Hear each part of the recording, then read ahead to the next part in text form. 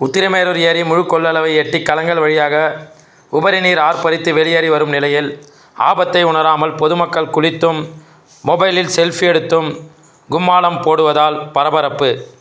காஞ்சிபுரம் மாவட்டத்தின் மிகப்பெரிய ஏரிகளில் ஒன்றான உத்திரமேரூர் ஏரி முழு கொள்ளளவை எட்டி உபரி நீர் கலங்கள் வழியாக ஆர்ப்பரித்து வெளியேறி வருகின்றது. அதில் பொதுமக்கள் பலரும் ஆபத்தை உணராமல் செல்ஃபி எடுத்தும் குளிப்பதுமாக இருந்து வருகின்றனர்.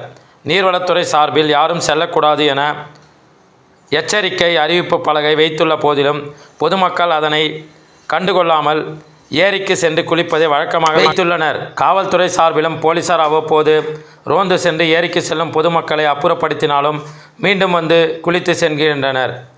எனவே பொதுமக்களின் நலன் கருதி நீர்வளத்துறை அதிகாரிகள் பொதுமக்கள் குளிக்க செல்லும் கலங்கள் அருகே யாரும் செல்ல கூடாது என்ற வகையில் தடுப்புகளை ஏற்படுத்த நடவடிக்கை எடுக்க வேண்டும் என கோரிக்கை வந்துள்ளது.